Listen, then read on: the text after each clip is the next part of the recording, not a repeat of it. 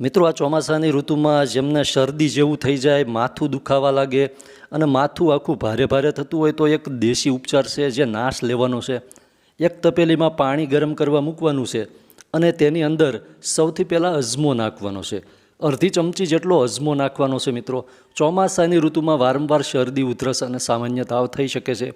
અડધી ચમચી અજમો નાખ્યા પછી 3 થી 4 લવિંગ લેવાના છે અને લવિંગ નાખવાના છે. લવિંગ છે એ આખા લવિંગ લેવાના છે.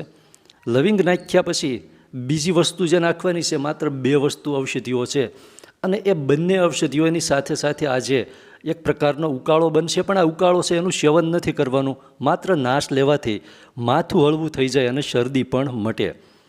2 થી 3 જેટલા તુલસીના પાન નાખવાના છે પાણી ગરમ થવા લાગે ને ત્યારે, અને આને થોડું ઉકળવા દેવાનું છે.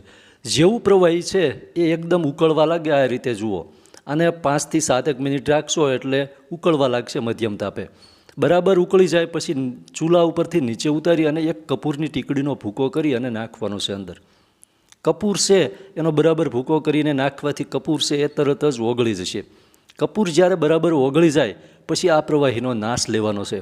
એક ગરમ ચાદર ઓઢી અને માથું છે એની ઉપર રાખવાનું છે, દાઝી ન જવાય તે રીતે. આ પ્રવાહીનો નાશ ખાલી લેવાથી શરદી અને જે માથાનો દુખાવો એમાં તાત્કાલિક રાહત મળે છે. દિવસમાં 2 વખત કરવાથી સંપૂર્ણ મટી શકે.